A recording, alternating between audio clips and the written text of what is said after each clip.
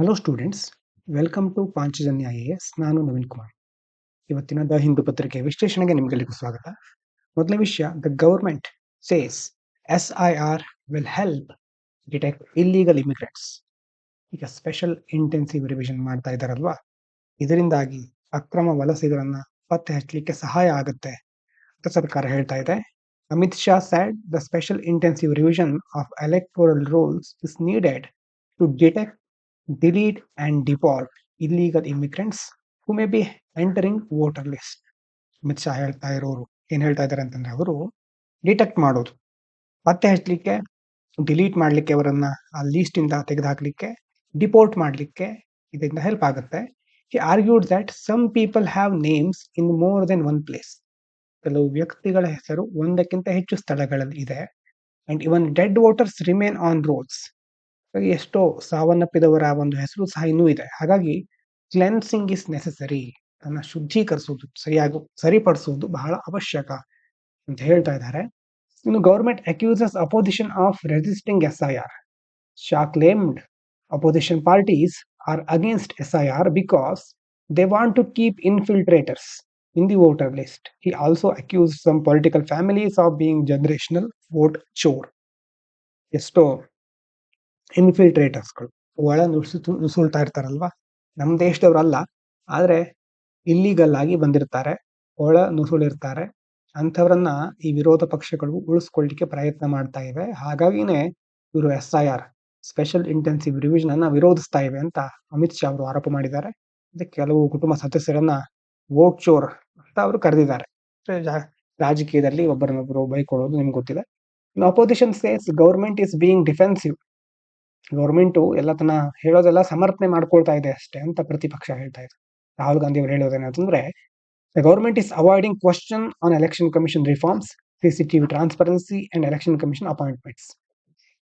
Election commission, ಚುನಾವಣಾ ಆಯೋಗದ ಸುಧಾರಣೆಗಳು ಮತ್ತೆ CCTV ಪಾರದರ್ಶಕತೆ ಅಥವಾ ನೇಮಕಾತಿಗಳ ಕುರಿತ ಪ್ರಶ್ನೆಗಳನ್ನ ಸರ್ಕಾರ ನಿರ್ಲಕ್ಷ್ಯ ಮಾಡ್ತಾ ಇದೆ.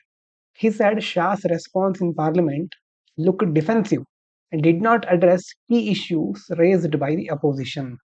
ಈ ಅಮಿತ್ ಶಾ ಅವರ ಪ್ರತಿಕ್ರಿಯೆ ಎಲ್ಲ ಸಮರ್ಥನಾತ್ಮಕವಾಗಿದೆ ಅಷ್ಟೇ, ಪ್ರಮುಖ ವಿಷಯಗಳಿಗೆ ಅವರು ಉತ್ತರಿಸಲಿಲ್ಲ ಅಂತ ರಾಹುಲ್ ಗಾಂಧಿ ಅವರು ಹೇಳಿದ್ದಾರೆ.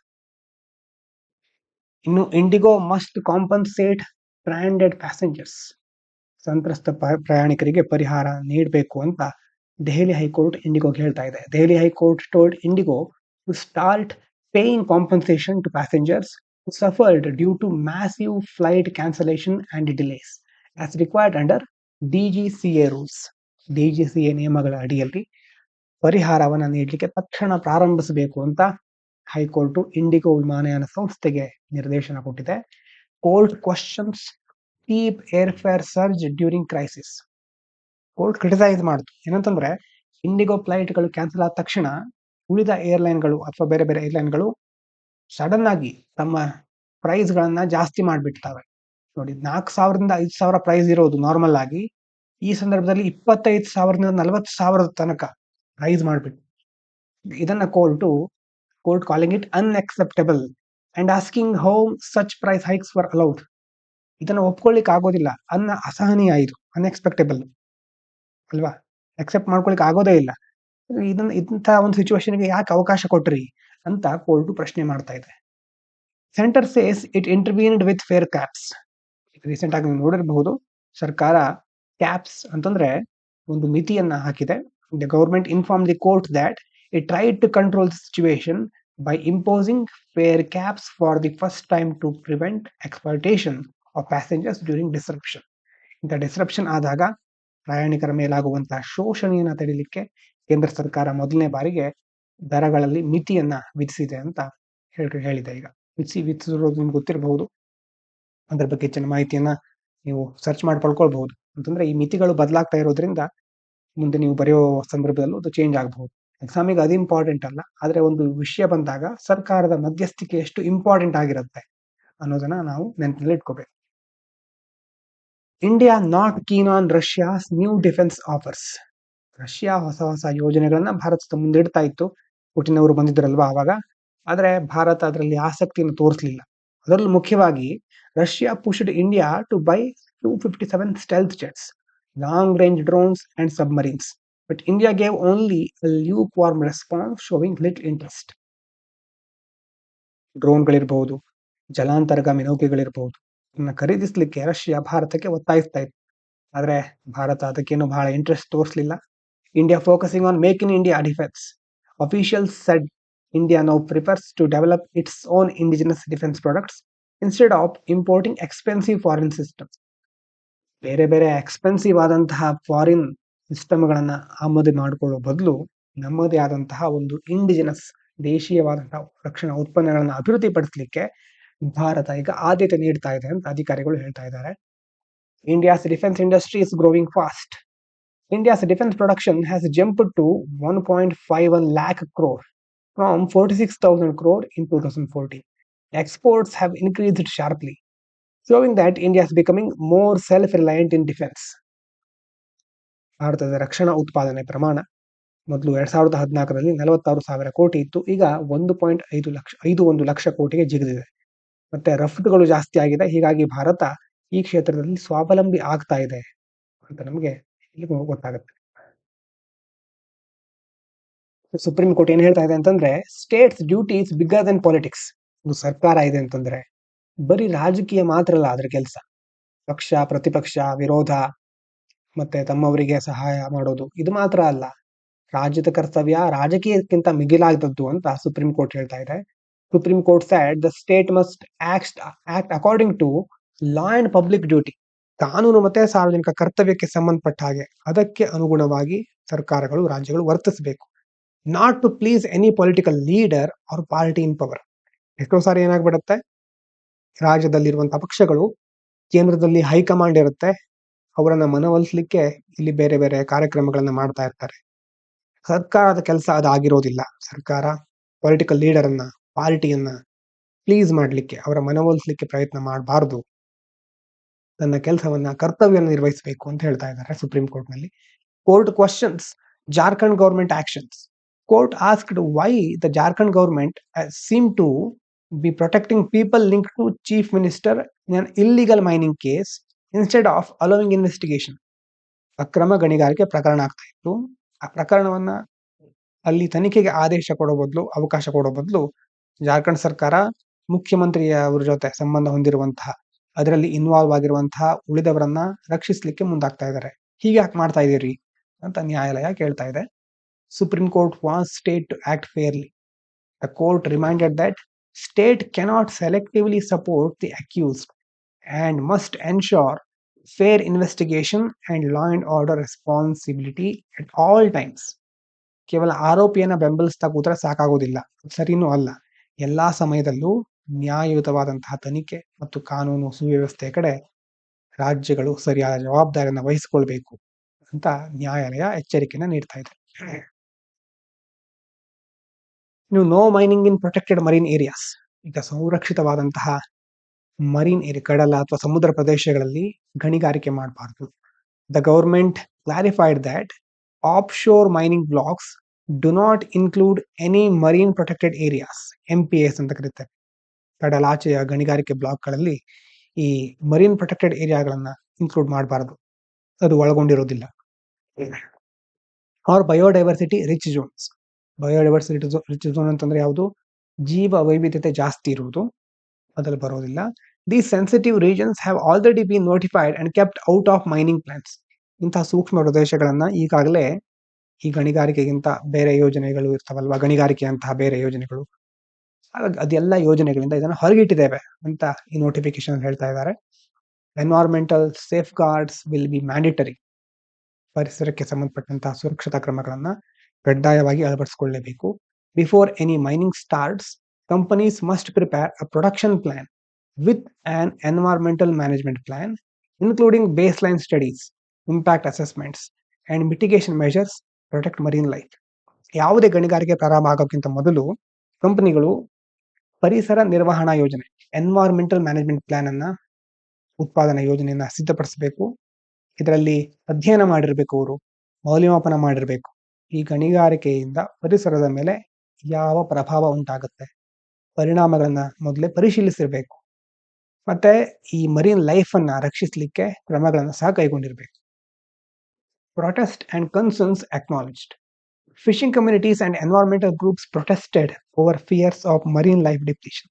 But the government says mining blocks were carved out only after excluding ecologically sensitive areas.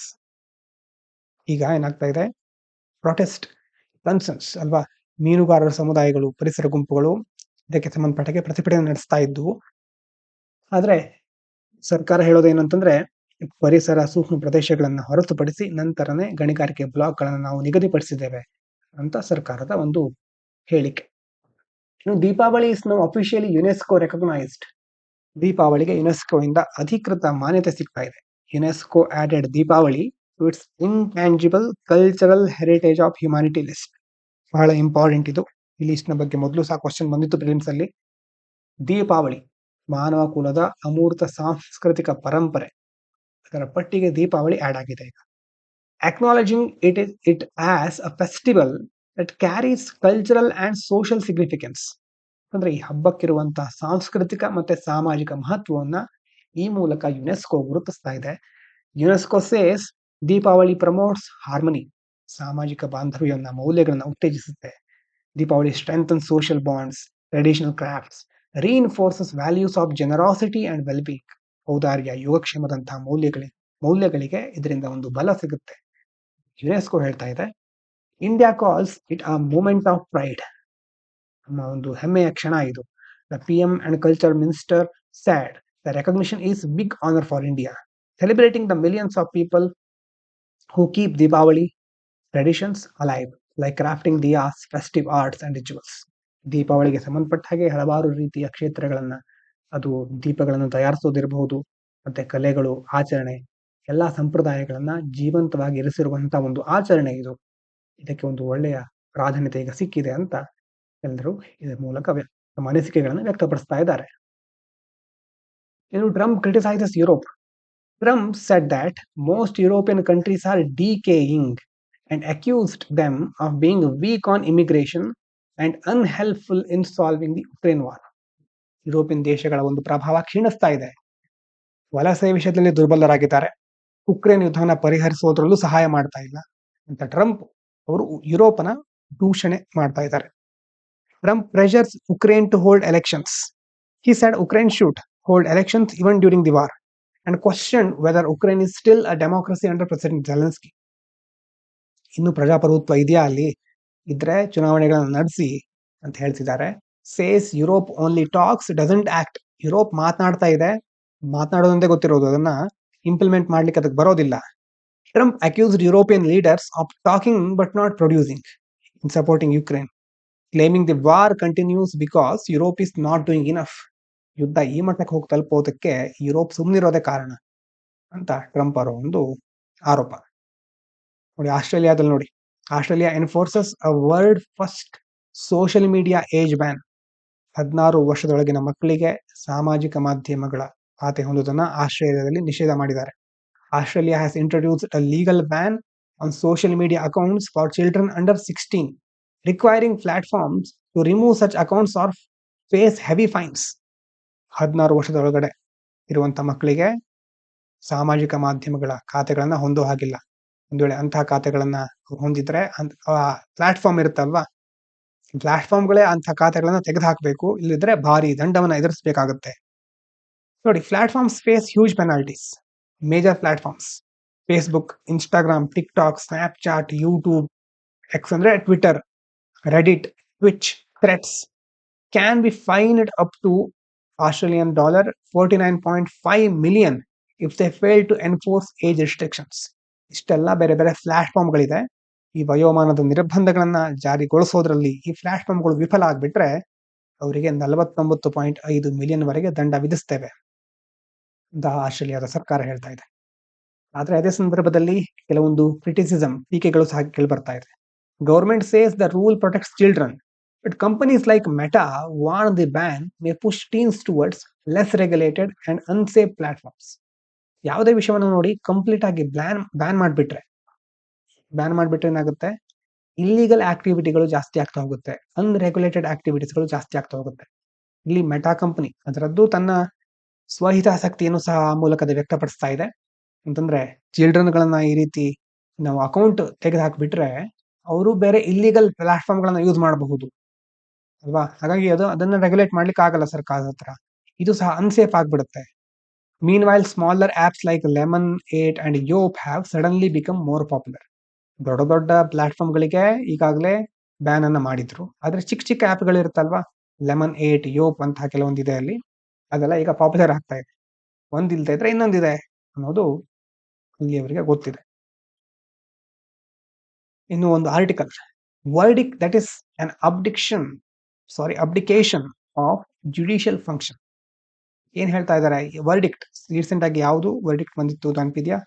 Supreme court recently gave a judgement in the 16th presidential reference.